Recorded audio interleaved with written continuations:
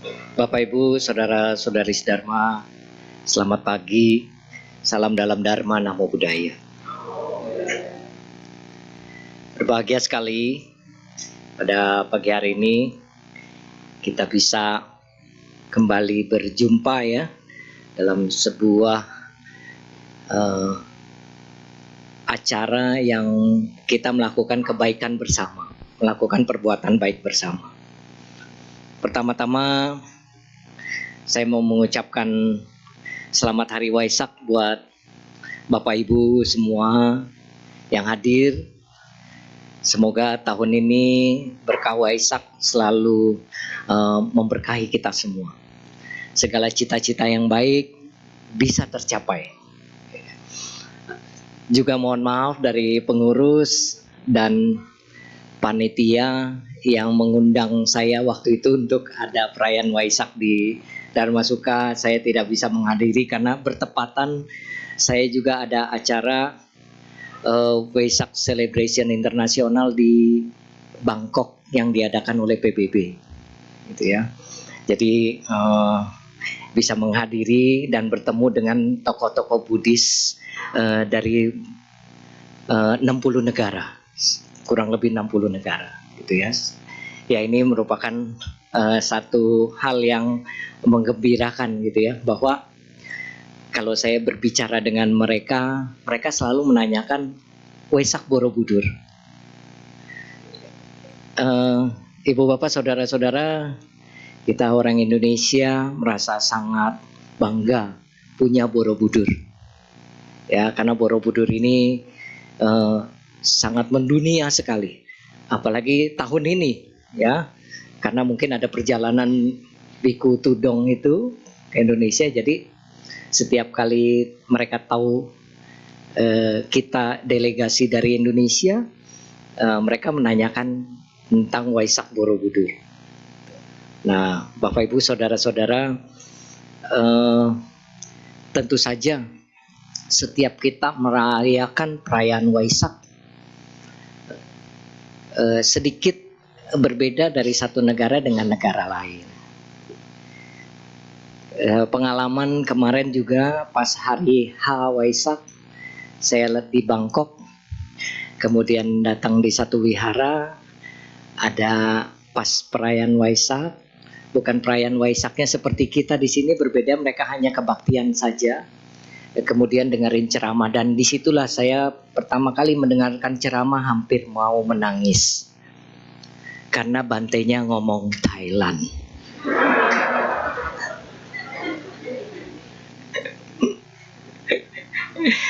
Jadi tidak bicara bahasa Inggris.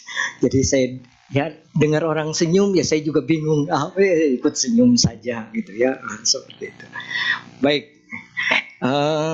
Bapak Ibu saudara-saudara, kita mengetahui bahwa setiap kita merayakan perayaan Waisak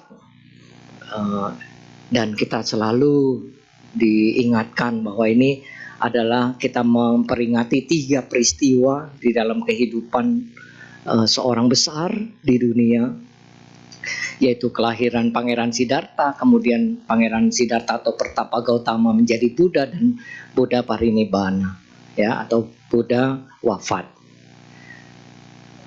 Tetapi yang paling penting adalah bagaimana setelah Buddha tidak ada. Karena itu pun menjadi pertanyaan para murid Buddha Gautama pada saat itu, ya, menanyakan bagaimana setelah Buddha ini tidak ada di dunia, ya. Buddha mengatakan yang menjadi pembimbing kita, yang menjadi guru kita, kalau beliau sudah tidak ada di dunia, adalah ajarannya atau dharma.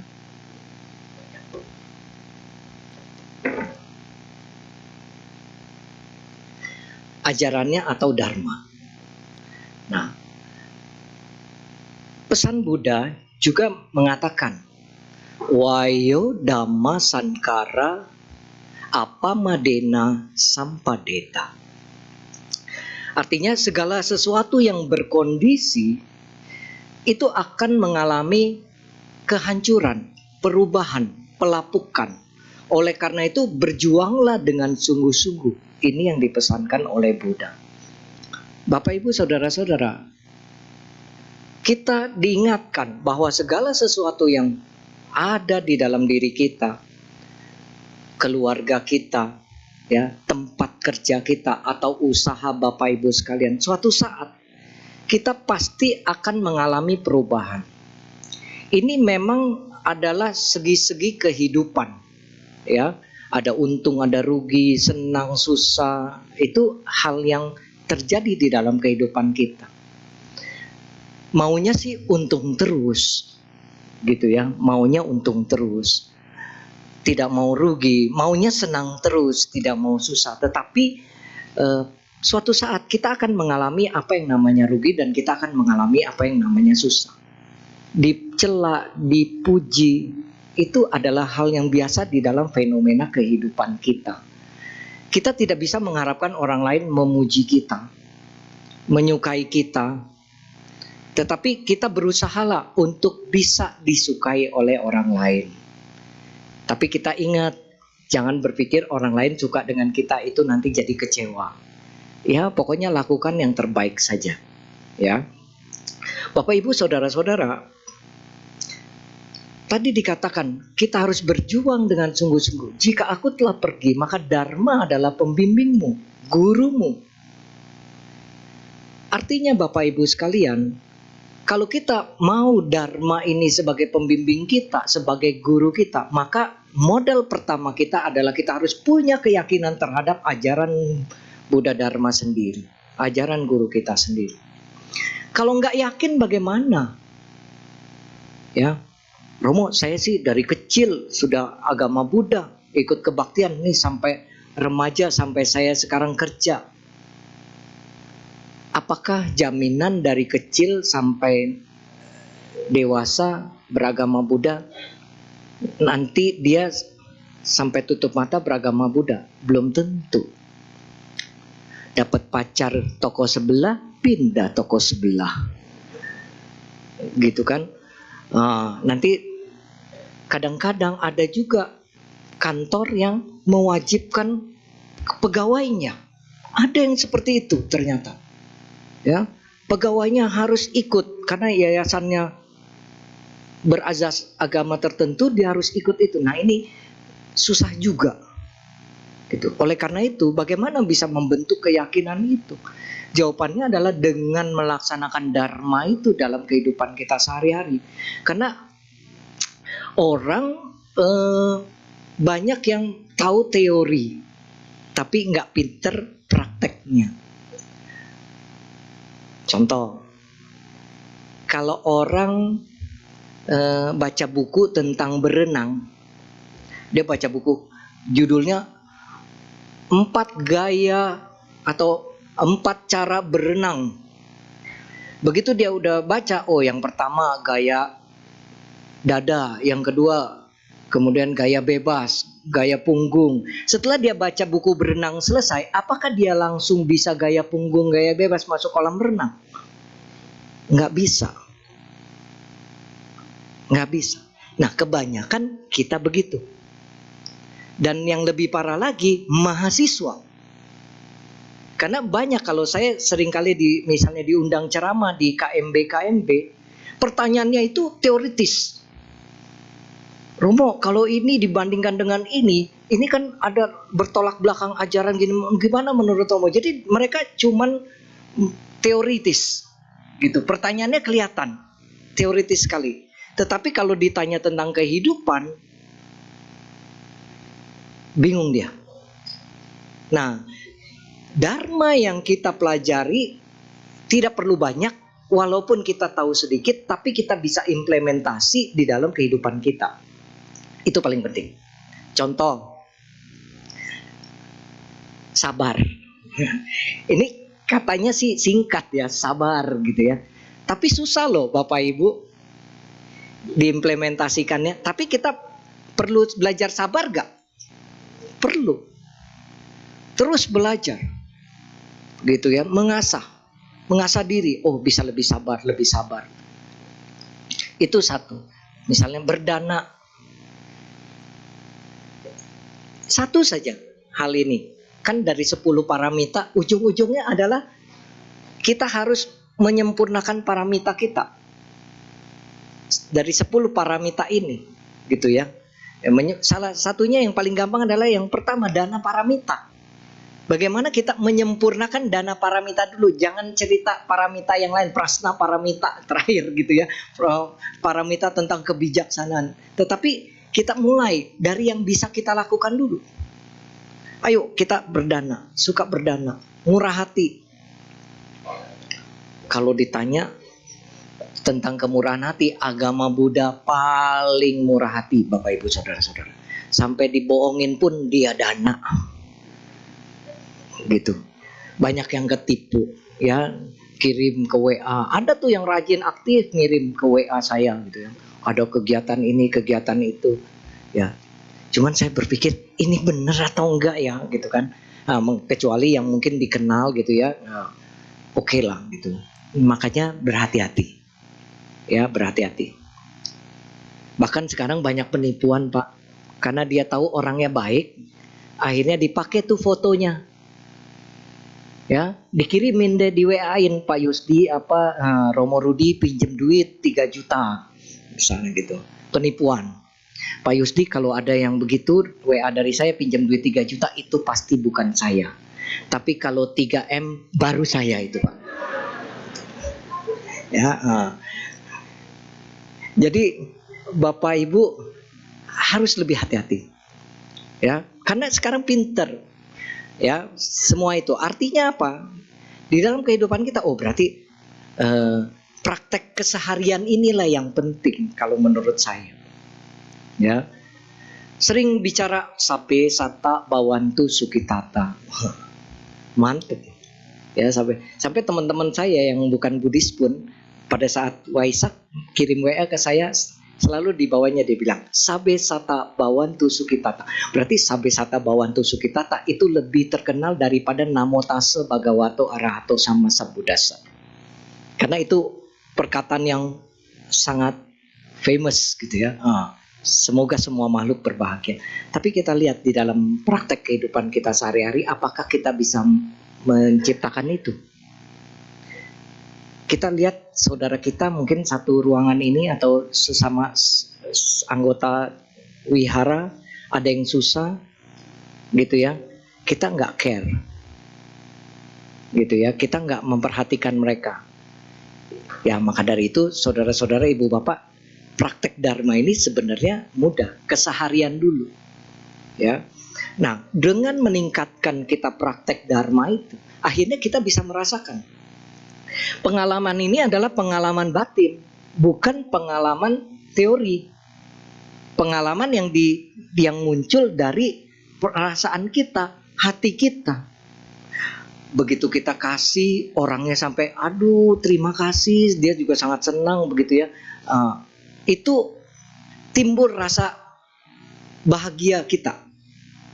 Wah, ternyata kalau saya berbuat baik cuma saya kasih beras doang loh, orangnya sampai begitu senang gitu kan. Bayangkan Bapak Ibu, hanya kasih beras, istilahnya begitu ya. Itu bisa membahagiakan orang lain, saudara-saudara. Temen misalnya di sekolah, nih banyak anak-anak nih ya hari ini. Temen di sekolah, kebetulan dia nggak bawa pen, ya, nggak bawa pen, nggak bawa alat tulis. Apa salahnya kita punya 2, kita kasih pinjam. Itu ya, kita kasih pinjam. Itu merupakan sebuah praktek dharma yang mudah, yang tidak sulit. Tapi jangan minjeminnya, jangan sambil ngomong ini nih orang miskin nih, sekolah aja nggak punya pen gitu. Jangan begitu, jangan seperti itu. Itu karma baiknya diskon 50% kalau yang seperti itu, karena sudah ada perkataan yang tidak baik. Ya, kalau mau membantu, bantu, tapi jangan mulut ngomel. Yang ibu-ibu juga gitu ya, yang bapak-bapak juga. Mau bantu, tapi jangan ngomel. Gitu kan, kadang-kadang kita bantu tapi orangnya kita katain. Begitu, kita rendahkan tapi kita bantu, jangan. Orang yang dibantu pun merasa direndahkan. Nah, ini karma baiknya jadi berkurang. Bapak Ibu saudara-saudara, di dalam kehidupan kita keseharian, ya, tadi di mobil saya sempat bincang-bincang gitu ya. Romo, kalau ada orang bisa begini, jago begini, gitu ya. Bisa macam-macam lah, bisa loktung, bisa apa yang hebat-hebat. Itu bagaimana? Saya bilang ilmu yang paling hebat adalah ilmu cari duit. Iya. Kalau Anda punya duit, dewa pun bisa diundang.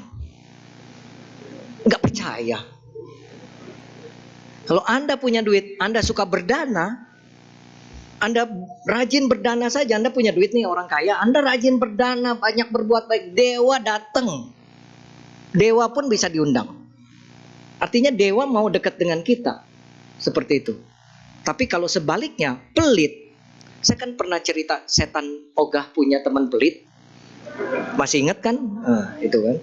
Setan pun nggak mau dekat dengan kita kalau kita pelit, gitu kan? Seperti itu. Jadi Bapak Ibu saudara-saudara, itu dia saya katakan bahwa kalau begitu kita harus apa? Rajin. Yang seperti Sang Buddha katakan di dalam Sigaloada Sutta bahwa memperumpamakan seperti lebah. Lebah itu rajin. Dia cari nektar dari satu bunga ke bunga lain, dikumpulkan akhirnya jadi madu di sarangnya, dan madu itu berguna buat orang lain. Begitu nanti madunya dipanen, dia tetap rajin. Ya, cari lagi. Itu ibaratnya seperti lebah. Atau perumpamaan seperti semut yang mengumpulkan makanan dibawa ke sarangnya. Tujuannya buat apa? Sewaktu-waktu di musim yang tidak bagus, tidak ada makanan, mereka punya cadangan makanan untuk koloninya. Bapak Ibu saudara-saudara, artinya apa? Kita diminta untuk berjuang. Ya, diminta untuk berjuang. Bagaimana kita bisa memperbaiki standar kehidupan kita. Standar kehidupan bukan hanya dilihat dari materi ya, Ibu Bapak saudara-saudara. Tapi kita juga bisa meningkatkan standar spiritualitas kita. Artinya cari duit boleh, tetapi rohani kita kasih makan juga. Seperti ini Bapak Ibu saudara-saudara, Anda datang kebaktian, dengar ceramah, baca parita, ya, berdana dan lain sebagainya, meditasi. Ini Anda memberi makan rohani Anda. Ya, supaya rohani kita enggak kelaparan, enggak kekeringan. Apa bedanya orang yang rohaninya kering atau kelaparan dengan orang yang rohaninya tidak kelaparan? Pada saat dia mengalami kesusahan, pada saat dia mengalami penderitaan, pada saat dia mengalami kesusahan, penderitaan, dia tidak terlalu terpuruk. Ya, dia berpikir, inilah karma buruk saya sedang berbuah. Mudah-mudahan kekuatan karma baik saya membantu saya bisa terlepas dari masalah ini. Jadi itu bedanya. Nah, kemudian tidak cepat frustasi, gitu ya, tidak cepat frustasi. Biasanya orang yang kalau rohaninya kering, begitu dia ada masalah, larinya ke hal yang negatif. Ya, minum minuman keras, kemudian ya seperti itu ya, bergaulnya dengan orang yang tidak baik, itu kelihatan. Tapi kalau orang yang rohaninya, makanan rohaninya cukup, dia tidak akan lari ke sana pada saat dia mengalami kesulitan. Larinya kemana? Mungkin dia larinya ke wihara, ketemu biku, ketemu bante, ketemu siapa, romo dan lain-lain. Dia konsultasi. Itu menandakan bahwa orang tersebut rohaninya cukup bagus. Nah, itu Bapak Ibu. Jadi Bapak Ibu saudara-saudara, ini menjadi penting bahwa di dalam kehidupan kita harus bisa lebih semangat ya, lebih rajin. Kalau ditanya tahun apa yang bagus, tahun apa yang enak, tidak ada tahun yang enak. Tidak ada tahun yang santai. Bapak Ibu harus rajin, tetap harus bersemangat. Ya. Saya yakin kalau kita bersemangat, paling tidak Orang lain mau bilang ibu bapak, ini bapak ibu nasibnya memang dari kecil sampai tua miskin, ya. Jadi nggak usah payah-payah, udahlah miskin terima aja, gitu ya. Nah kalau ada yang ngomong begitu, boleh datang ke saya. Saya kerik tulang miskinnya, ya. Harus di brainwash, harus dicuci otak bagaimana supaya orang bisa lebih bersemangat, ya. Jadi jangan berpikir oh ini memang saya udah begini nasibnya, terima aja. Orang harus usaha. Paling tidak kalau kita sudah usaha, tidak ada rasa penyesalan di kemudian hari. Kita sudah usaha, tapi misalnya nggak berhasil atau berhasilnya sedikit, tidak ada penyesalan. Ketimbang kita diam tidak berusaha, begitu di akhir kita baru berpikir kenapa ya dulu saya nggak coba. Memang saudara-saudara, penyesalan itu belakangan. Kalau yang datangnya duluan undangan, ya. Jadi demikian. Jadi Bapak Ibu saudara-saudara, ayo tetap semangat. Saudara-saudara yang kuliah juga demikian. Dikatakan 2045 adalah masa kemasan Indonesia. Itu masa Anda loh, saudara-saudara. Ya, yang masih muda-muda ini, itu masa Anda. Jangan sampai itu lewat begitu saja, Anda tidak mendapat apapun. Itu akan sangat menjadi penyesalan nantinya.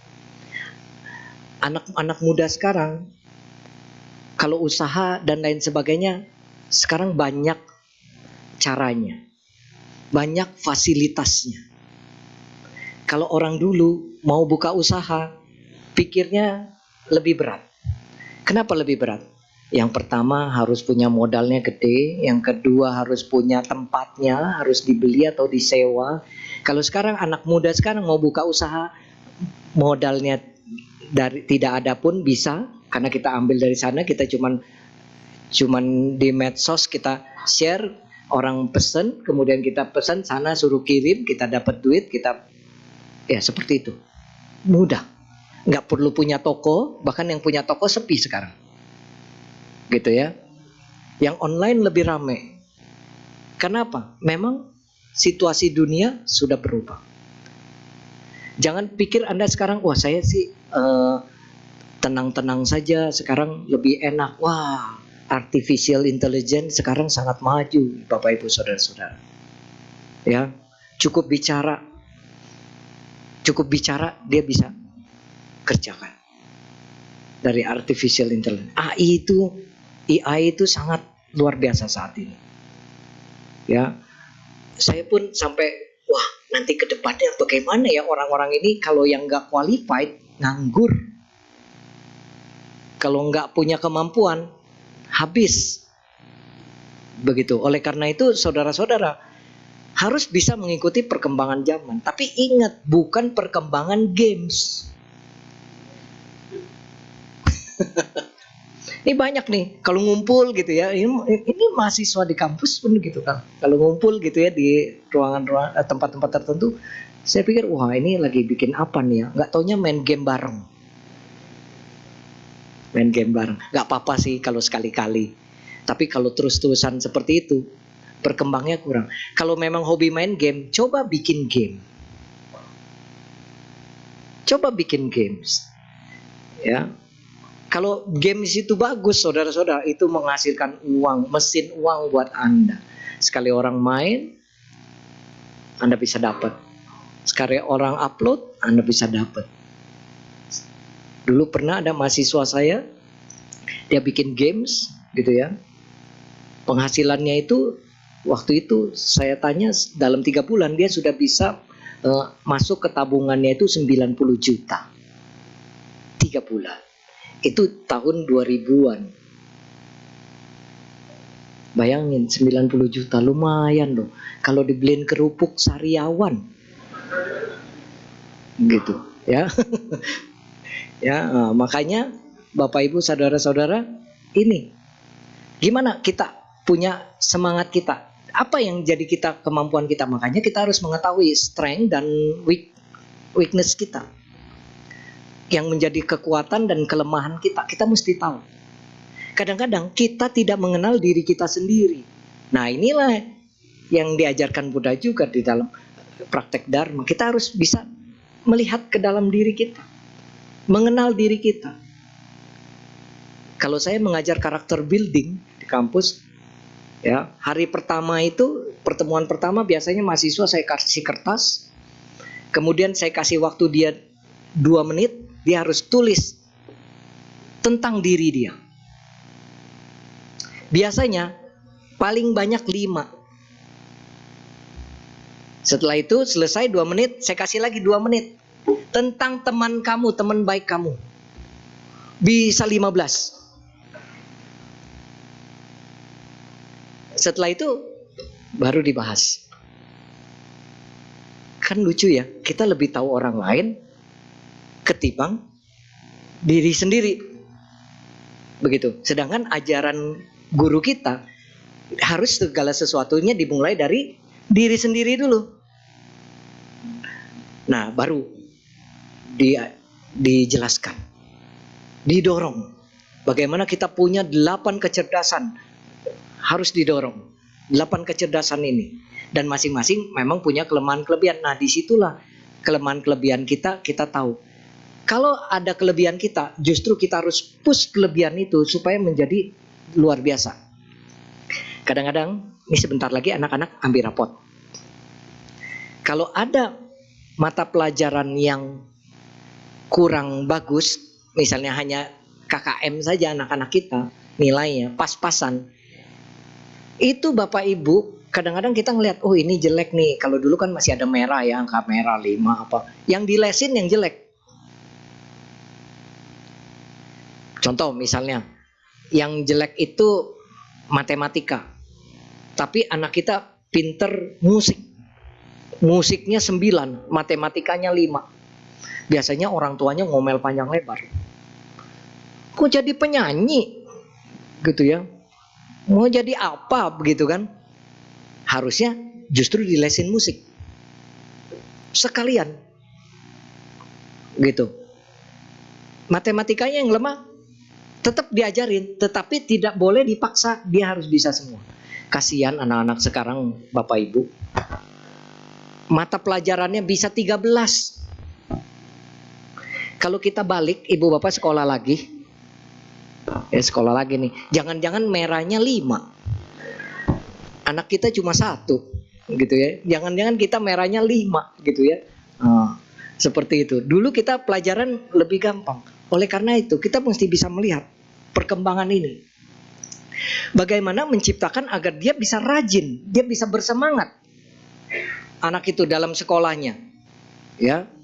Memang bahagia sekali kalau murid bisa ketemu guru yang pintar. Orang bisa ketemu pembimbing yang tepat. Itu bahagia sekali. Karena guru yang pintar, murid yang bisa dapat pembimbingnya bagus, dia bisa lebih cepat kemajuannya. Gitu ya. Dulu saya ingat ada satu cuplikan gitu ya yang dikirim ke saya, itu Profesor Yohanes Surya. Ya. Itu beliau mengambil anak-anak dari Indonesia Timur untuk dididik. Karena apa? Orang bilang di sana payah sekali mereka punya kepandaiannya. Begitu ya. Begitu dididik oleh beliau, anak-anak itu bahkan bisa mengikuti olimpiade tingkat dunia. Kepikir nggak tuh? Ya, bagaimana caranya? Ya, tadi ketemu guru atau orang yang bisa membimbing, yang memiliki kepandaian teknik untuk membimbingnya tepat. Itu akan berhasil. Nah, maka dari itu Bapak Ibu, kalau kepada anak-anak kita harus bisa menemukan teknik atau menemukan cara pendekatan atau membuat dia, memotivasi dia.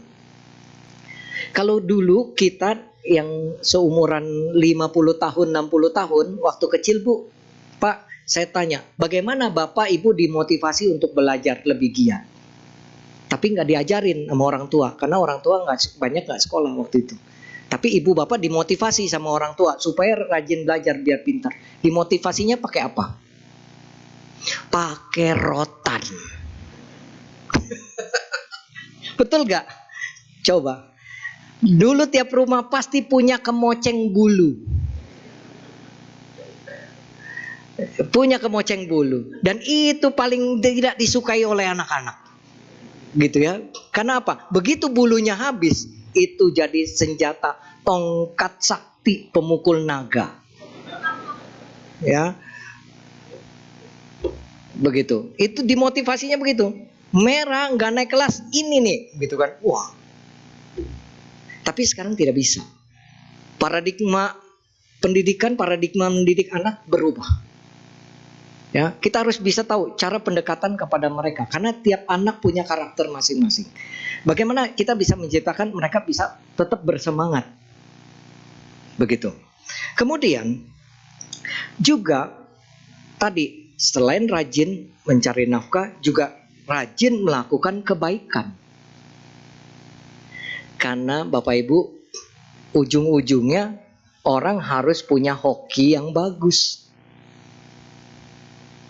Pinter, kalau hokinya nggak terbuka,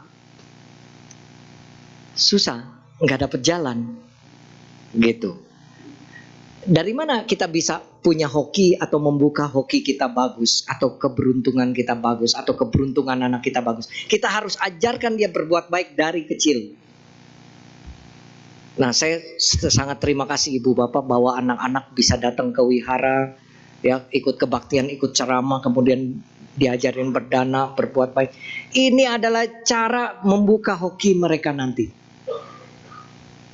Banyak anak setelah lulus sarjana ngelamar ke sana kemari, ada yang bilang udah 30 lamaran, Pak, saya kirim. Nggak ada tuh yang respon gitu kan. Tapi ada yang justru sebelum lulus orang udah nawarin kerja.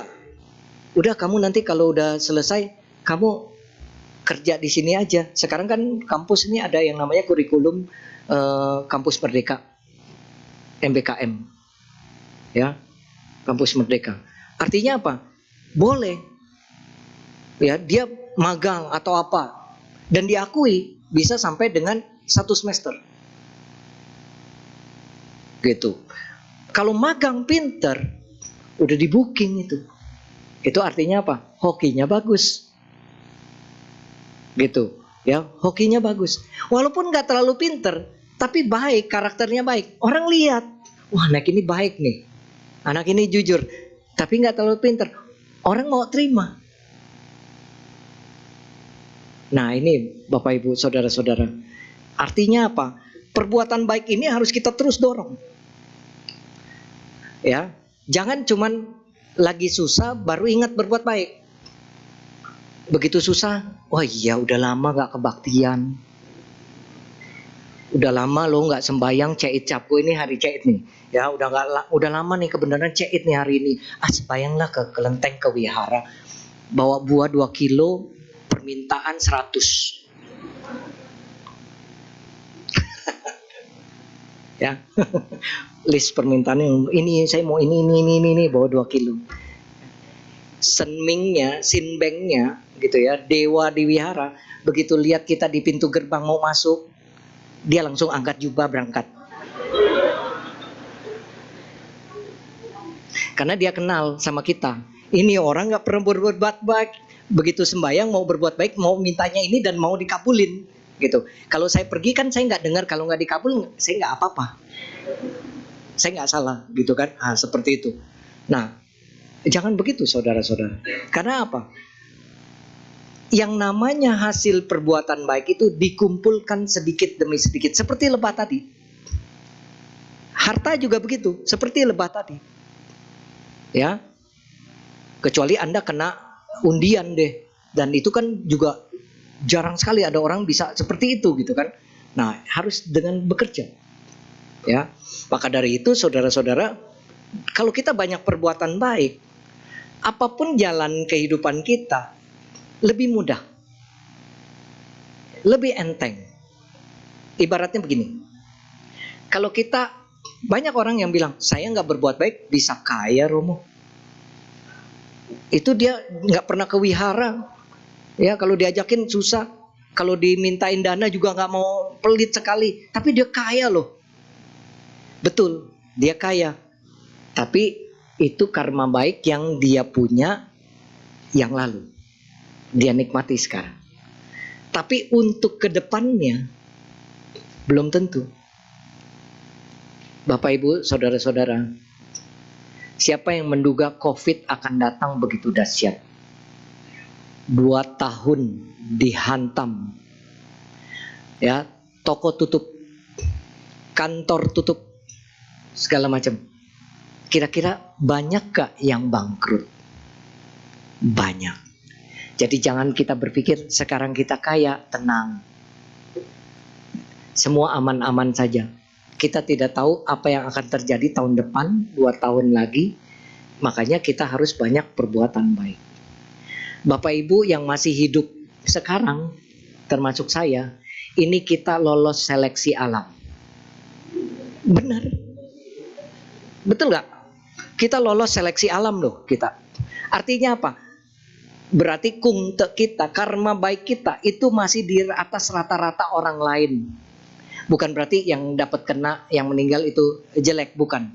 Ya, tetapi kita masih lebih bersyukur kita diberi kesempatan untuk bisa melakukan hal yang baik lagi di dalam kehidupan sekarang. Sakit bisa sembuh, itu karena juga ada karma baik. Sakit nggak sembuh-sembuh, makan obat nggak sembuh-sembuh, obat ini obat itu, tiba-tiba ada orang kasih tahu di dalam perjalanan pulang gitu ya, di kendaraan, dari mana? Oh saya habis berobat ini, tapi nggak sembuh-sembuh gini. Coba pakai ini. Waktu saya ke Kalimantan kemarin, di Kalimantan Barat, itu ada yang cerita gitu. Oh coba minum ini gitu. Padahal obatnya murah, sembuh.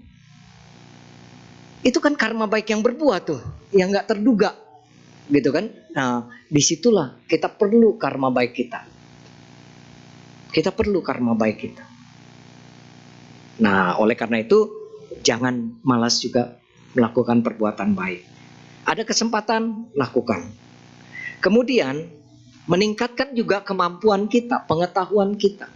Terus tingkatkan, ya. Sekarang orang tidak ada istilahnya setelah lulus sarjana selesai belajar. Belajar itu seumur hidup. Harus baca lagi. Saya pun jadi dosen. Sudah selesai S1, S2, tetap belajar terus. Kalau enggak, tidak bisa mengikuti perkembangan teknologi. Dunia informatika sangat pesat sekali. Bagaimana nanti ke depannya? Ya, kalau masih mau mengajar, harus baca, menambah pengetahuan. Kemudian dalam kehidupan sehari-hari pelaksanaan dharma, Buddha Gautama juga mengajarkan kita agar kita bisa melaksanakan tugas dan kewajiban kita dengan baik. Sebagai apa? Kalau Anda sebagai anak, lakukan kewajiban Anda dengan baik. Berbakti sama orang tua, jangan melawan orang tua, jangan membuat orang tua susah, jangan membuat orang tua malu. Itu saja. Ya. Kalau masih sekolah, bagaimana cara berbaktinya? Saya belum bisa kasih uang buat mama papa karena masih sekolah. Sekolah yang baik, sekolah yang benar. Sampai bisa jadi sarjana, mama papa datang lihat kita di wisuda, wah itu sudah bayaran yang bagus, penghargaan yang bagus buat papa mama. Cara berbakti yang bagus buat papa mama. Jangan sampai 7 tahun belum selesai kuliah datang surat sakti dari kampus. Kalau semester ini tidak selesai, maka DO, drop out. Gitu ya. Kalau udah keluar surat sakti gitu biasanya mahasiswa rajin tuh. Ya, biasa. Ilmu kepepet, Pak. Ilmu kepepet, ya. Kalau belum ulangan, belum belajar. Begitu ulangan, wah, belajarnya luar biasa gitu ya. Tapi ada juga tuh beberapa orang yang saya lihat dia begitu. Ya Pak, saya juga begitu. Nggak bisa tuh kalau ulangan dari jauh-jauh belajar. Nanti besok mau ulangan, saya hari ini baru belajar. Bisa. Oh, berarti mungkin kehidupan lampaunya dia udah lewat dari ini kemampuannya gitu kan, bisa. Ada yang mamanya tiap hari ajarin masih aja nggak bisa gitu kan, sampai mamanya nyerah gitu ya. Ya udah dia terserah, pokoknya asal naik. Ya, kalau udah naik omitohut gitu ya, nggak usah ranking gitu, yang penting naik gitu ya. Sampai ada orang tua yang kayak begitu karena anaknya dia tahu kemampuannya rada kurang. Nah, tugas Anda sebagai anak. Kalau sebagai orang tua, ayo ini didik anak-anak kita dengan baik. Boleh cari uang, boleh sibuk, tapi perhatian tetap harus ada. Gitu ya. Romo, saya sebagai orang tua, saya perhatian tiap hari saya udah kasih jajan cukup. Gitu ya, kasih jajan cukup dan lain sebagainya. Memang betul cukup jajan dan lain sebagainya. Tetapi yang namanya kedekatan secara emosional, quality time dengan family, dengan keluarga itu penting. Sekali-kali boleh kita pergi bareng, jalan-jalan bareng, makan bareng. Ini menjaga hubungan baik orang tua dengan anak. Makanya banyak orang tua yang akhirnya masa tua merasa kesepian. Ya. Penyakit orang tua yang paling bahaya itu adalah kalau dia merasa kesepian. Itu bahaya. Datang penyakit yang lainnya kalau dia merasa kesepian. Oleh karena itu, kalau misalnya pada saat kita ada kesempatan bisa pergi bareng, makan bareng. Kerja boleh, cari uang boleh, tapi harus ada yang namanya orang libur atau kita bisa istirahat. Ya, Romo, kalau nggak masa muda cari kerja rajin, masa muda bisa kaya, nanti tuh udah tua, udah lewat masa, Romo, susah, betul. Masa muda rajin, bisa kaya, 50 kaya, 51 mati. Karena kurang istirahat. Ya, kurang tidur, kurang istirahat gitu ya. Ada lagi, Romo, saya masa muda cari duit supaya masa tua nanti saya happy. Mau pergi kemana, jalan-jalan kemana, saya ada duit, saya bisa pergi. Betul, tapi begitu masa tua, dengkul tidak kuat. Saya ngerasain loh, Bapak Ibu. Saya kemarin kan di Bangkok itu hampir 1 mingguan. Saya sengaja, saya extend 2 hari di sana, saya keliling mengunjungi wihara-wihara. Karena kalau ikut tur, yang dikunjungi tempat belanja. Ya, kalau ini wihara-wihara, saya kunjungin. Alamak, itu kaki rasanya luar biasa, Pak Yusdi. Itu ya, berasa juga loh. Wah, enak dipijit nih ya. Enak di message nih kaki ya, refleksi gitu kan. Seperti itu. Berasa apa ini? Apalagi wihara-wihara sana modelnya pakai tangga. Menanjak. Ada satu wihara, dia bikin naga melingkari wiharanya. Kita masuk ke dalamnya, kita jalan di perut naganya itu. Nanjak terus naik ke atas. 17 di situ dia bilang 17 tingkat gitu. Bayangin kalau sudah usia senja. Saya rasa sampai ke tingkat 13 udah duduk dulu di situ dia. Ya. Betul. Makanya jangan berpikir kalau kita cari uang buat masa tua, tetap harus bisa dinikmati apa yang sudah kita peroleh. Gitu. Balance hidupnya. Harus bisa menikmati hidup, Bapak. Gitu ya. Harus bisa menikmati apa yang sudah kita kerja. Kita kerja capek buat apa? Buat makan. Oke. Bolehlah kita makan yang lebih enak kalau kita punya uang. Nikmati hidupnya dengan baik. Gitu ya. Jangan sampai Bapak Ibu menikmati makanan setelah Bapak Ibu masuk peti. Ngerti ya? Anaknya kasih nanti 2 meja, makanan enak-enak, tapi udah masuk peti, gitu. Jangan begitu. Tapi nikmati hidup. Ada kesempatan pergi, kita nikmati. Ya, ya tentu saja ingat, jangan sampai mau pergi. Contoh nih, orang-orang pada ke India, Romo, biayanya 26 juta, 30 juta. Saya juga mau ke India, utang. Utang pulang dari India, wah itu nggak mabrur itu. Karena utang gitu ya. Jangan, yang mampu saja, yang kita bisa kita pergi. Ya, toh yang penting kita ada perasaan bahagia, bisa menikmati hasil kerja keras kita. Happy. Itu Bapak Ibu sekalian. Romo boro-boro jalan-jalan ke luar negeri, ya. Ke Dufan aja kita jarang sekali karena udah mahal. Ya sudah. Kalau gitu ke pantai saja, yang murah-murah. Ya. Toh yang penting bisa sama-sama dengan keluarga. Jadi bukan masalah harus kemananya, tetapi kumpul bersamanya itu.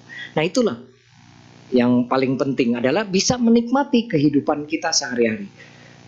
Dan kalau sudah berhasil, sudah lebih maju kehidupannya, bisa jadi kaya, bisa punya harta yang berlebihan, tetaplah hidup sederhana saja. Ya, tetap hidup sederhana saja. Jangan berpikir kita mau tambah ini, tambah itu, betul. Tapi berapa lama kita bisa nikmati? Umurnya nambah, masa hidup kita kan berkurang. Nah, berapa lama kita bisa menikmati itu? Lebih baik ya sudah kita nikmati saja. Yang sudah kita ada, ibu bapak suka apa?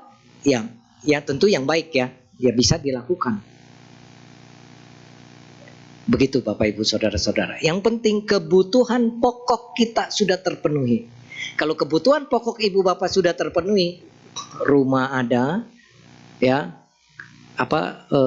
keuangan ada, pakaian ada, makanan ada, berarti sebetulnya karma kita sudah sangat bagus.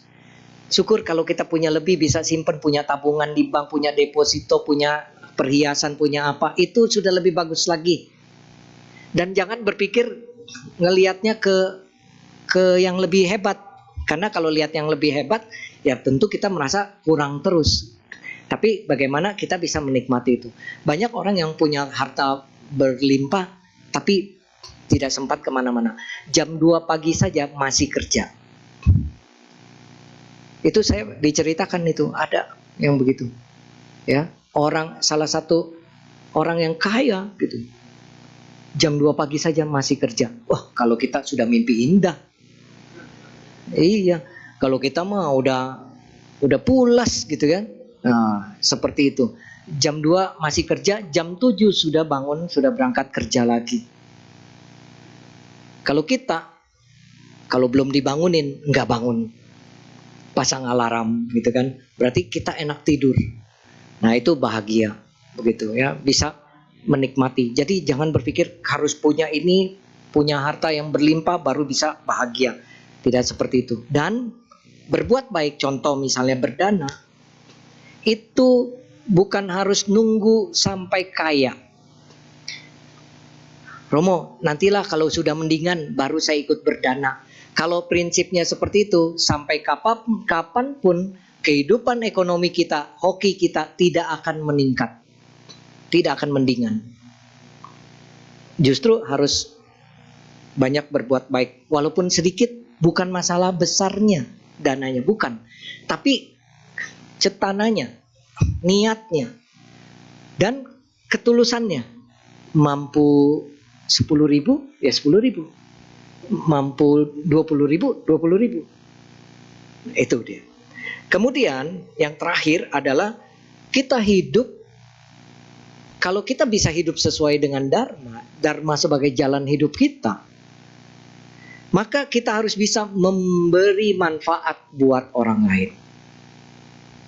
Ini yang sudah lebih di atasnya lagi. Kita punya kekayaan, kita punya kelebihan, kita bisa membantu orang lain. Ya. melayani orang lain, kegiatan sosial. Ini berarti kita sudah di atasnya lagi tuh. Ya, levelnya sudah naik lagi kalau bisa sampai seperti itu. Karena kalau orang bisa melayani orang lain, bisa berempati dengan orang lain, wah itu berarti dia punya karma baik lebih besar lagi. Apalagi jadi pengurus wihara gitu ya. Enggak gampang. Digaji tidak, dikritik iya. Biasanya begitu. Ya, digaji enggak, tapi dikritik. Tapi tetap melayani. Jangan khawatir, nanti datang berkahnya berlimpah-limpah. Pasti ada berkah, ada karma baik. Nah, Bapak Ibu, saudara-saudara, ini dia. Setelah kita bisa berempati dengan orang lain, bermanfaat buat orang lain, membantu orang lain, nah, marilah kita juga meningkatkan kebijaksanaan kita. Ini yang paling tinggi. Setiap bagaimana cara meningkatkan kebijaksanaan kita, Dharma sebagai jalan hidup kita. Dalam hidup kita pasti mengalami yang namanya tadi susah, senang, ya, kondisi-kondisi itu. Itu justru kita harus bisa mengambil hikmahnya.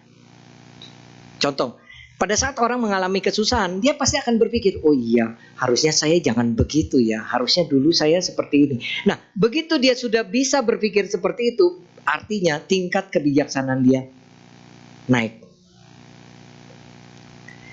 Saudara-saudara, pernah kan kita melakukan sesuatu yang akhirnya membuat kita menyesal? Nah, jangan berpikir bahwa penyesalan itu adalah semuanya berakhir. Bukan, justru begitu timbul rasa penyesalan, itu sebenarnya tingkat kebijaksanaan kita naik.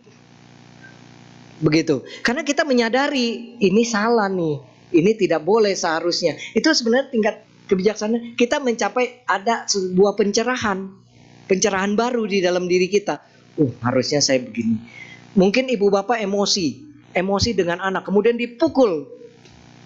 Begitu dipukul, timbul rasa menyesal gitu. Aduh, kenapa saya pukul ya? Gitu. Kenapa ya saya emosi sekali gitu ya? Saya pukul dia gitu kan. Nah, begitu timbul seperti itu penyesalan, berarti tingkat kebijaksanaannya naik. Nah, kita harus bisa mempertahankan tuh tingkat kebijaksanaan naik kita itu. Jangan sampai turun lagi. Artinya apa? Oh, kenapa bisa kejadian gitu? Kita memukul anak karena kita emosi. Oh, kalau gitu next time kalau saya marah, saya boleh marah tapi tidak memukul. Naik gak tuh? Kita punya karakter lebih bagus lagi. Karena kebijaksanaan kita lebih bagus. Pengalaman misalnya naik motor. Wah, orang tua udah bilang dari rumah, naik motor hati-hati, jangan ngebut-ngebut. Tetap Bu, Pak, susah anak-anak. Kayak anak kecil balita, batita gitu, bayar 5 tahun. Kalau jalan kan maunya lari aja kan. Orang tua pasti bilang jangan lari, nanti jatuh. Tetap dia lari. Begitu dia jatuh, nanti dia timbul pencerahan. Tapi kita jangan udah jatuh digebuk ke orang tua kadang-kadang kejam juga, anaknya udah dijatuh mau diangkat dipukul, pak gitu kan, seperti itu. Jangan. Tapi kita tanya sama dia, nah, mama bilang apa? Tidak, jangan lari-lari. Jatuh, sakit gak? Begitu. Nah, sakit gak? Nah itu. Jadi kalau dia sakit, nangis, sakit, harus diobatin. Diobatin perih kan. Jadi pengalaman dia kan. Nah begitu dia mau lari lagi, kita cuman bilang, jatuh harus mau diobatin. Dia ingatnya perihnya. Pengalaman dia kan, menambah kebijaksanaan dia. Larinya sekarang lebih pelan. Istilahnya jalannya lebih pelan. Nah ini Bapak Ibu saudara-saudara, seperti itu. Jadi naik motor di tikungan, ya, tikungan tajam, rupanya ada pasir. Jatuh, serat, gitu ya, jatuh. Jadi pengalaman, kalau di tikungan pelanin. Karena pengalaman tuh, di tikungan jangan mendahului. Kadang-kadang udah di tikungan, dia masih berani mendahului. Dari sana datang. Kadang-kadang yang naik motor tuh, anak-anak yang muda-muda nih ya, saya paling takut kalau sama motor, lo bawa mobil. Moncong mobil kita udah maju, dia masih lewat di depan. Wah, itu kalau terjadi benturan, ya paling tidak kakinya patah, gitu kan. Tapi berani, truk 2 nyelip di tengah. Aduh, kita yang bawa mobil ngelihat dia nyelip di tengah, kita yang rasanya mau ngerem. Kita rasanya mau ngerem, tapi dia nggak ngerem, gitu kan. Seperti itu. Karena apa? Ya tadi, jangan sampai pengalaman pertama itu jadi pengalaman terakhir. Ngerti gak Bapak Ibu? Iya, tadi pengalaman pertama nyelip truk itu jadi pengalaman terakhir karena parinibbana. Gitu, ya, meninggal dunia. Nah, itu dia. Bapak Ibu, saudara-saudara, jadi ada peristiwa senang juga kita jadi pengalaman kita. Susah misalnya usaha bangkrut, usaha sepi apa, jadi pengalaman kita. Meningkatkan kebijaksanaan kita. Terus bergaul dengan orang yang baik. Bergaul dengan orang-orang yang berpikiran maju. Lebih maju ke depan. Bijaksana. Itu kan salah satu berkah yang Buddha katakan, ya. Bergaul dengan orang yang bijaksana. Karena apa? Kalau kita bergaul dengan orang yang bijaksana, pinter, suatu saat kita mengalami dilematis atau kesulitan atau apa, kita bisa tuh, ya, komunikasi, konsultasi. Nah, ya, bisa bicara, bisa ketemu, bisa konsultasi. Nah, ini penting, ya. Karena apa? Kalau kita bertemannya dengan orang-orang yang juga tidak bijaksana, akhirnya kita cuma dibilang, udahlah, jangan dipikirin, udah kita ini di sini aja minum bareng ini. Nanti kalau minum juga lupa, gitu kan? Seperti itu. Demikian, jangan. Harus cari teman yang lebih wise, lebih bijak, gitu ya. Punya orang yang bisa kita ajak konsultasi atau komunikasi. Ini penting sekali. Baik, Bapak Ibu, saudara-saudara sekalian, demikian ceramah saya. Mudah-mudahan ceramah Waisak ini, gitu ya, bisa bermanfaat buat Ibu Bapak dan jadikan Dharma sebagai jalan hidup kita, ya. Prakteknya seperti tadi, yang dalam kehidupan sehari-hari saja. Ya, apa yang bisa kita lakukan yang baik kita lakukan, ya. Naik kendaraan umum ada orang tua, kita berdiri kasih duduk. Itu juga praktek Dharma, ya. Jangan sampai orang tua datang lihat tadinya segar bisa tidur tiba-tiba, gitu ya. Artinya dia nggak mau kasih, gitu. Nah, itu jangan demikian. Kenal atau tidak kenal, kita harus bisa melakukan itu. Karena apa? Nanti kan juga jadi tua, gitu kan ya. Jadi tua. Maka dari itu penting buat kita selalu melakukan perbuatan baik. Itu kan nggak pakai modal, ya, perbuatan baiknya. Artinya kita bisa lakukan dari kita melakukan sesuatu. Terima kasih, selamat siang, Namo Buddhaya.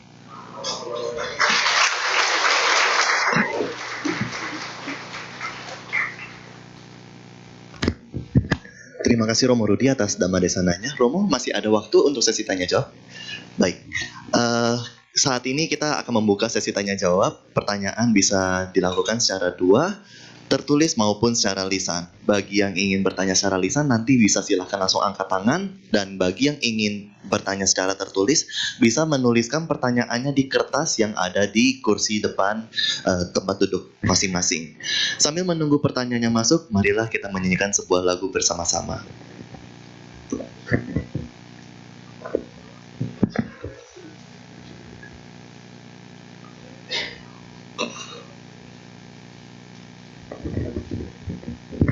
Marilah kita nyanyikan lagu Cinta Kasihmu di halaman 112.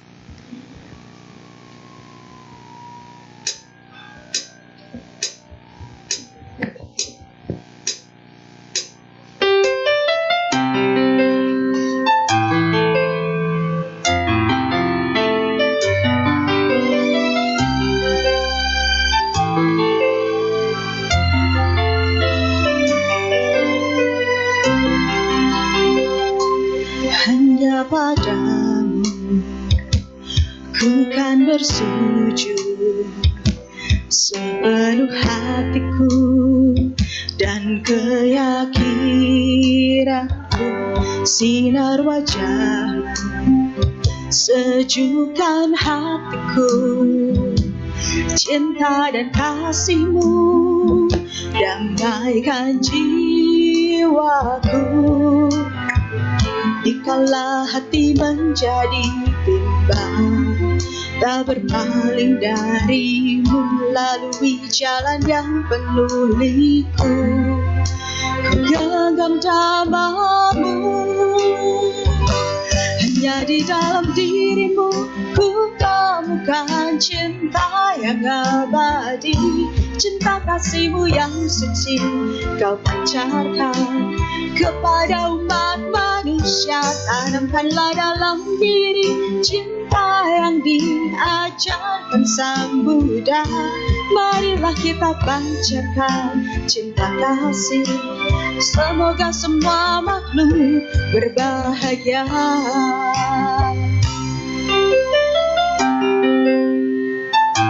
Kita ulangi lagi dari bait kedua, dari sinar wajahmu.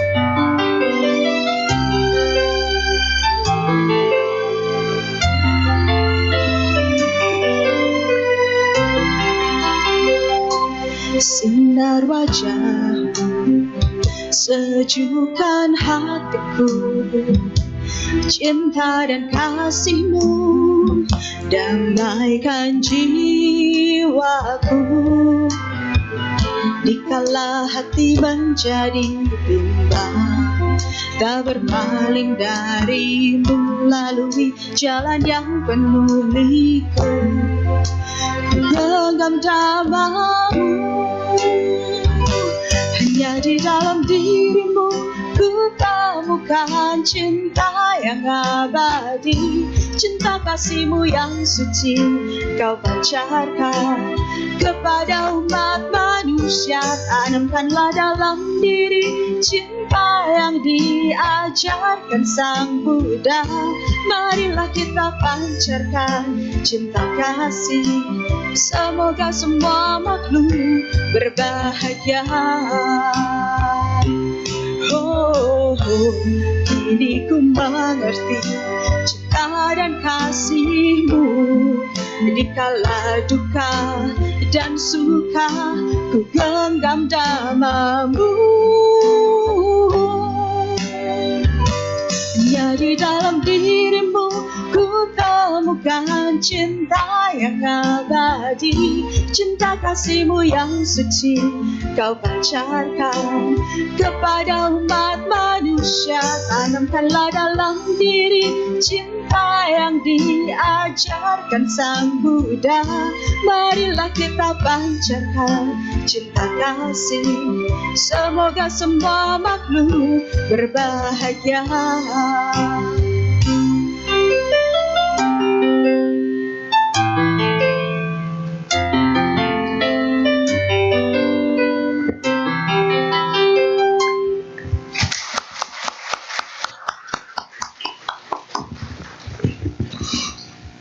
Baiklah, apakah ada yang ingin bertanya secara langsung? Silakan, boleh langsung angkat tangan.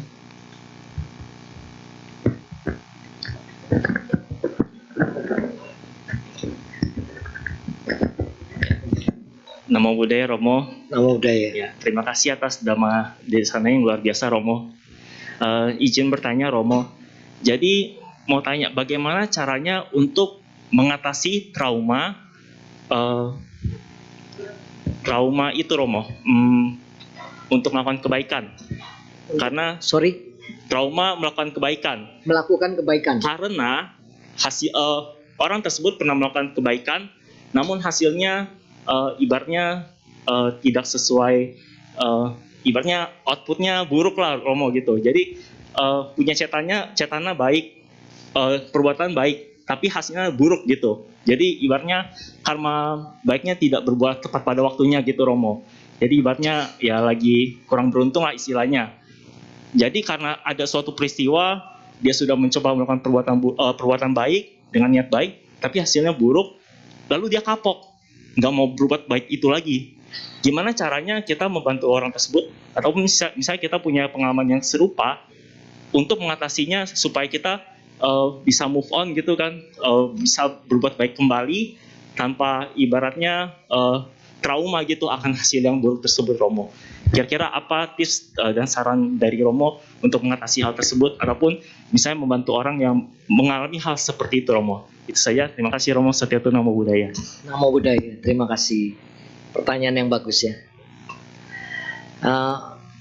Ada memang kadang-kadang, dan beberapa orang juga pernah mengatakan itu kepada saya.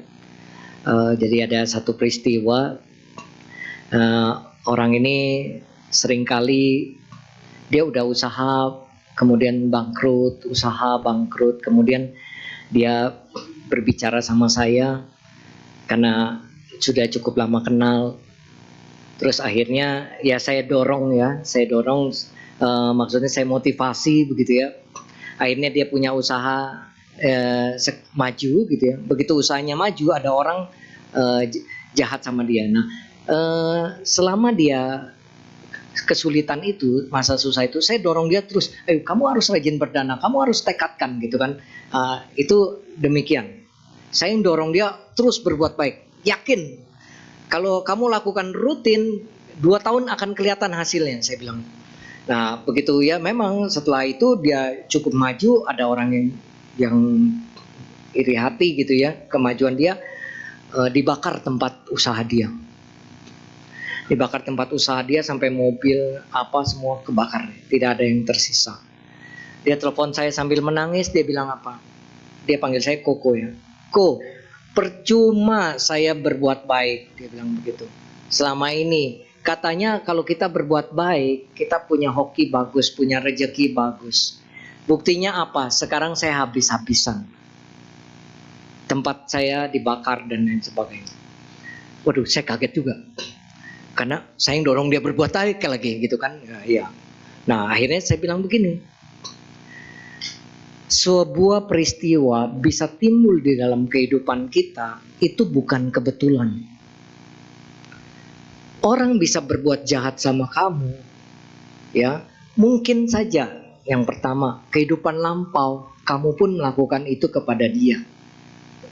Kita nggak ingat kamu melakukan apa sama dia, sehingga dia datang bayar nagih hutang, seperti itu, ya ditipu orang atau dirampas orang atau tadi dijahatin orang. Kita tidak tahu kehidupan lampau. Mungkin kita lebih jahat dari yang dia lakukan, cuma kita nggak ingat. Percaya deh, kebakaran ini kamu habis semua. Ini menghanguskan karma buruk kamu. Mulai dari nol. Kadang-kadang kan saya suka bercanda tuh. Mulai dari nol ya. Mulai dari nol, saya bilang itu. Terus dia bilang, apa bisa nih bangkit lagi? Bisa, percaya deh. Terus ya, tapi ingat terus berbuat baiknya tidak boleh berhenti. 3 tahun kamu bisa lebih maju lagi. Bapak Ibu, waktu itu sebetulnya saya ngomong 3 tahun itu untuk memotivasi dia, gitu ya. Memotivasi dia 3 tahun, saya yakinkan 3 tahun kamu pasti lebih hebat dari yang sekarang. Habis tutup telepon saya bilang mudah-mudahan 3 tahun dia berhasil gitu ya. Saya bantu doa. Nah, tapi kan orang pada saat seperti itu kita tidak harus tidak ragu-ragu memotivasi dia gitu. Harus meyakinkan dia karena dia lagi benar-benar frustasi gitu. 3 tahun. Apa mau kebetulan 3 tahun dia benar-benar sukses, lebih sukses dari sebelumnya. Sampai sekarang dia mau apapun dia tanya saya. Gitu kan ya, seperti itu. Nah, akhirnya dia berhasil Bapak Ibu. Dia sangat dermawan sekali. Nah, dari situ saya bilang, nah kan percayalah. Jadi yakinkan bahwa perbuatan baik itu tidak sia-sia. Ya, itu karena ada karma lampau yang berbuah, gitu ya. Memang sih kita harus pakai kebijaksanaan kalau berbuat kebaikan tadi. Kalau itu kan peristiwa yang mungkin dia melakukan kebaikan terus dia disalahin atau dia maksudnya disalahkan lah gitu ya. Makanya harus pakai kebijaksanaan.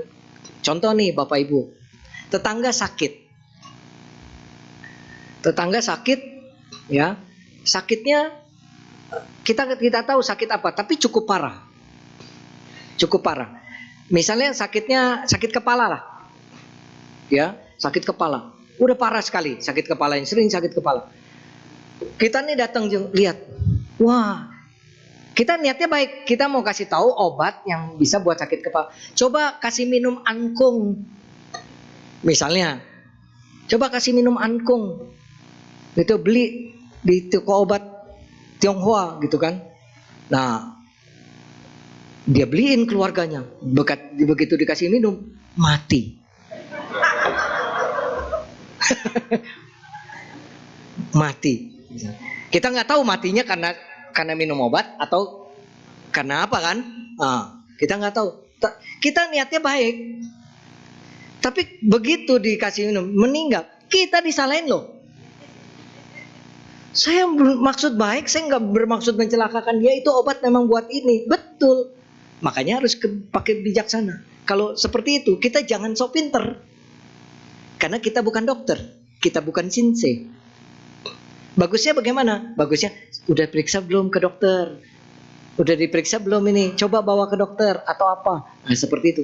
Jangan, nih dulu saya sakit udah lama nih, sakit dengkul nggak baik-baik nih, saya minum ini nih. Coba minum ini. Terakhir serangan jantung orangnya, gitu kan? Nah, seperti itu. Jadi hati-hati itu. Ya. Kadang-kadang kita berbuat baik, belum tentu hasilnya baik. Tapi bukan berarti berbuat baik belum tentu hasilnya baik. Hasil karmanya tetap ada karma baiknya. Tapi hasil di saat itu belum tentu. Kan saya pernah kasih perumpamaan kan, ada seorang AI mau nyebrang, lagi di pinggir jalan, kita mau nyebrang, kita lihat dia juga lagi di pinggir jalan, langsung kita nggak tanya, langsung kita pegang tangannya, ayo mari kita nyebrang bareng, kita seberangin dia ke seberang. Begitu sudah sampai di seberang, dia pukul kita. Kita kaget, loh kok udah saya bantuin nyebrang, pukul saya.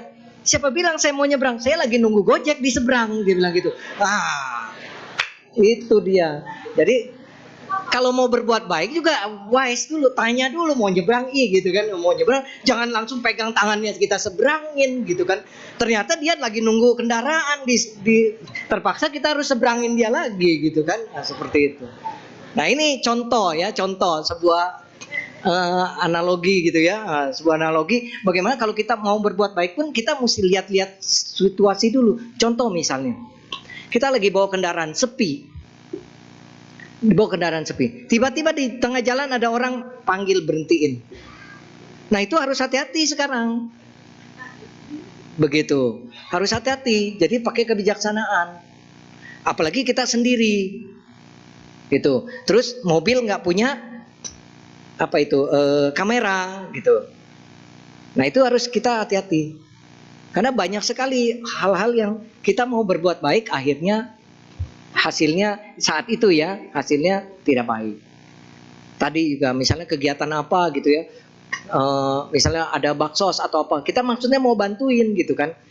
Ternyata kita disalahin, salah katanya. Harusnya kamu nggak boleh gini-gini, kamu kan nggak diatur ke sini. Jadi kita dimarahin, padahal kita niatnya membantu.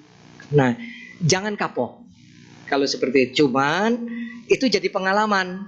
Jadi pengalaman kita kalau mau membantu kita lebih hati-hati, gitu ya. Jangan kapok. Sama halnya ya dari kehidupan kita banyak hal-hal yang seperti itu. Dimotivasi temennya bahwa kamu berbuat baik pasti ada hasilnya nanti. Cuman ini pas kamu berbuat baik, karma buruknya berbuah. Maunya pas karma buruk berbuah, karma baik juga berbuah. Harus ditekatin kalau berbuat baik. Semoga perbuatan yang saya lakukan ini berbuah tepat pada waktunya. Perbuatan baik yang saya lakukan berbuat tepat pada waktunya. Tepat pada saat apa? Pada saat kita mengalami karma buruk. Ya. Sakit bisa ketemu dokter, bisa ketemu obat yang tepat gitu ya. Kesusahan bisa ada yang bantu, ada kuijin gitu kan. Itu begitu. Jadi diperkuat, dikondisikan dari pikiran gitu.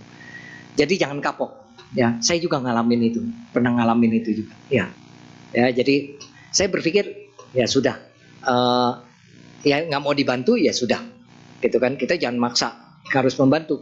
Kadang-kadang kita mau membantu, orangnya tidak mau dibantu, nggak apa-apa. Ya, bisa cara yang lain lagi, nanti bisa ada yang lain lagi. Dan ingat, kalau kita melakukan perbuatan baik, jangan berpikir, nah kita berbuat baik, saya berbuat baik, nanti dia balas saya juga kebaikan saya. Jangan berpikir orang itu yang akan balas kita. Dalam kehidupan kita tidak tahu ada di mana gitu ya. Nah, nanti ada orang bisa bantu kita, padahal nggak kenal, seperti itu, ya. Padahal nggak kenal. Maka dari itu, saudara-saudara, ibu bapak, ini penting. Kita berbuat baik, tenang saja.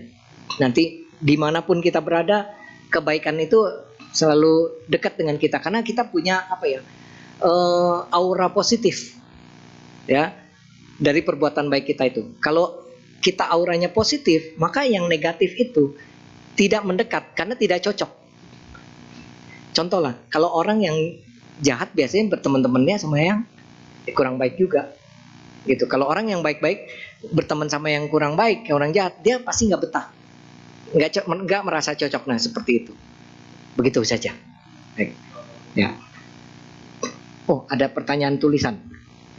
Ada Romo satu. Ada, ya. Tapi sebelum saya bacakan pertanyaan tertulis, apakah masih ada yang ingin bertanya secara langsung? Kalau tidak ada, saya bacakan pertanyaannya, Romo ya. Ya, boleh saya baca sendiri? Boleh, Romo. Ya.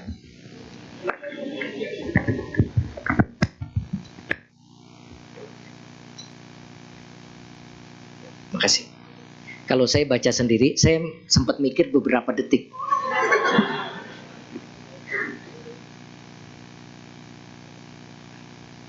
Oke. Pertanyaannya, ini bagus nih. Pertanyaan S2. Mengapa saya sudah sering berdana, tapi kondisi ekonomi saya masih sama dan begini saja, nggak kaya-kaya? Mantap ini. Ini baru pertanyaan. Memang kita mau kaya ya semuanya. Suka sering berdana tapi kondisi ekonomi masih sama, begini saja, nggak kaya-kaya. Begini, yang pertama, dananya harus rutin. Jangan cuma seminggu sekali. Ya, jangan cuma seminggu sekali. Pokoknya ketemu pengemis, kasih. Ketemu apa, kasih. Rutinin. Gitu. Bukan masalah gedenya kasihnya. Misalnya kasih cuma 2.000, 1.000, nggak apa-apa. Gitu. Tapi dirutinkan. Kalau dananya seminggu sekali, datang ke wihara baru dana, Kalau nggak sakit. Kalau sakit libur kita seminggu berdananya. Nah, ini tidak mempercepat. Kalau ibaratnya kita imbus, gitu ya, di booster karma baiknya dengan gitu, ya, di booster. Jadi supaya lebih kuat. Karena apa? Kita berdananya sekali, kita lupa bahwa akumulasi dalam seminggu perbuatan jahat kita lebih banyak. Ngomongin orang, ya, kemudian ya begitu, nggak suka sama orang, pikiran jahat sama orang, benci sama orang, marah dan lain sebagainya. Nah, dana kita yang seminggu itu, yang kita sudah dana, itu kalau dibandingin dengan perbuatan buruk kita, kekuatan karmanya kalah. Makanya itulah yang menyebabkan kenapa kok lama ini hasilnya, begitu lama hasilnya. Ini saya bisa bicara, ini saya buktikan sendiri loh dari diri saya, gitu. Ya kan, kalau dulu selalu kita dengar begini, kalau kita rajin berdana sekarang, kehidupan akan datang, kita kaya. Wah, nggak terasa, karena akan datang, gitu. Bagaimana kita tahu? Nah, maunya sekarang. Ini pertanyaan bagus nih. Maunya sekarang. Bagaimana? Itu tadi, rajin. Yang kedua tadi, ya. Jadi kalau misalnya mau cepat kaya seperti itu, juga jangan berpikir kalau karma itu seperti orang gigit cabai. Kita melakukan kebaikan, gigit cabai langsung pedes di mulut seketika. Tidak bisa.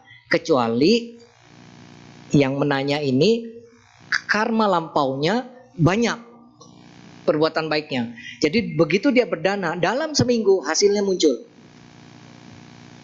gitu. Dalam seminggu hasilnya keluar, itu kehidupan lampaunya pasti hebat, ya. Dia rajin berdana juga. Tetapi kalau kehidupan lampau rajin berdana, nggak mungkin dia lahirnya susah. Logikanya kan begitu. Kalau sekarang orangnya kelahirannya susah, berarti dia rajin berdana. Jadi ini juga sebagai motivasi kita buat kelahiran sekarang dan kelahiran akan datang. Tadi di booster.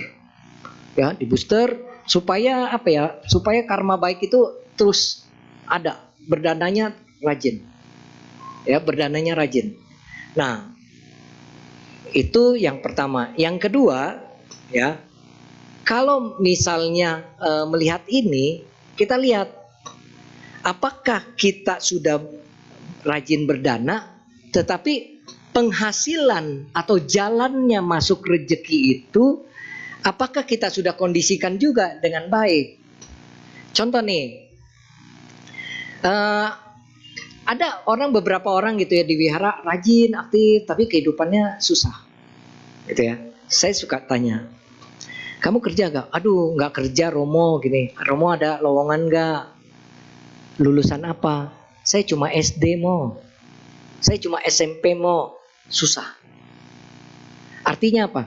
Dia melakukan perbuatan baik, karma baiknya sebenarnya ada, tapi jalannya, salurannya nggak dibikin. Ngerti ya Bapak Ibu? Airnya banyak di danau, tapi kita nggak bikin saluran supaya air itu mengalir ke kebun kita. Gitu. Airnya sudah kita kumpulin di danau, sudah penuh, tapi nggak ada jalan airnya itu. Nah, kita harus bikin jalannya itu. Bagaimana jalan hoki kita itu terbuka. Caranya dengan apa tadi? Oh, kalau cuman sampai SD, berarti coba kalau sekolah lagi mungkin dia sudah nggak bisa. Ikut paket B, paket C, berarti kan lulus SMA. Ijazah SMA kan lumayan. Begitu kan? Sudah bisa lebih baik gitu buat cari kerja bisa. Itu artinya buka jalannya. Gitu. Orang mau kaya tapi berbuat baik, tapi dia nggak usaha, nggak bisa. Orang mau kaya cuman sembayang, berbuat baik, nggak bisa. Tapi orang nggak sembayang, usaha bisa. Ngerti ya Bapak Ibu ya? Ada orang nggak sembayang tapi rajin, kaya. Terus apa bedanya orang yang kalau rajin dan sembayang kaya? Orang yang rajin usahanya dan juga rajin berbuat baiknya, ibarat kalau naik perahu nih, ya, kalau naik perahu, saya sampai sana, orang bilang 7 hari loh baru sampai di pulau itu. Oke. Ini orang yang rajin tapi nggak berdoa, nggak sembahyang, nggak berbuat baik. Dia rajin tapi saya akan dayung terus. Kenapa? 7 hari itu sampai di sana. Begitu 7 hari saya sampai. Betul. Tapi kalau orang yang rajin dan juga banyak berbuat baik, suka sembahyang ya, itu ibaratnya saya itu punya perahu sampai sana 7 hari dikatakan, tapi saya punya layar. Saya siapin kain, layar. Kalau sewaktu-waktu ada angin bertiup, saya mendayung lebih ringan. Karena ada bantuan angin. Angin itu kita tidak bisa ciptakan, rekan-rekan saudara-saudara. Karena itu dari alam yang membantu kita. Nah, itulah karma baik kita yang membantu kita. Kalau kita rajin, karma baiknya juga membantu. Orang lain 7 hari, kita 5 hari sudah sampai. Itu bedanya. Karena terbantu itu. Terus menjalani hidupnya lebih enteng. Karena dibantu angin tadi banyak bantuan dari leluhurnya, dari para dewa. Karena kita banyak berbuat baik. Nah, makanya itu saudara-saudara, kalaupun rajin berdana, juga harus kita tahu jalannya rezeki atau jalannya hoki kita itu gimana. Apakah kita sudah ada usaha atau belum? Nah, kalau sudah ada usaha Romo, tapi sulit sekali. Nah, baru dilihat, dianalisa. Biasanya dianalisa. Yakin saudara-saudara, kalau saya sih yakin sekali. Kalau orang banyak berdana, banyak berbuat baik, ya 3 tahun, wah tadi 3 tahun, ya pasti maju, ya asal jangan salah jalan. Nah 3 tahun pasti maju, ya. Kalau ya Romo usahanya begini-begini, ya bisa dilihat apakah cara usaha kita sudah bagus. Promosinya sudah oke, produknya seperti apa, Jangan-jangan kita bikin produk yang istilahnya yang gampang rusak atau apa dan lain sebagainya. Itu banyak hal. Ini larinya ke ilmu pengetahuan lagi soal marketing. Apakah nanti kalau udah dilihat semuanya ini udah bagus tapi kok masih macet-macet? Oh, berarti nanti boleh dilihat feng shui-nya bagaimana. Ya, feng shui-nya bagaimana? Itu baru dilihat terakhir gitu. Kalau semuanya sudah dilaksanakan. Nah, itu. Ya, makanya Bapak Ibu, saudara-saudara, saya yakin pasti ada jalannya, pasti ada caranya. Itu ya, pasti ada caranya. Nanti kalau yang bertanya ini mau ketemu saya boleh. Saya bikin kaya. Ya, kaya dengan dalam batasan tertentu ya, artinya bukan harus punya ini punya itu, tetapi kecukupan itu ya, harusnya berkecukupan. Apalagi sudah ada modalnya, banyak berdana, banyak berbuat baik, pasti bisa. Baik, terima kasih. Pertanyaannya 2 saja ya. Ya. Ada lagi? Enggak ada. Baik. Terima kasih atas perhatian Bapak Ibu, saudara-saudara sekalian. Selamat siang. Salam dalam Dharma, Namo Buddhaya.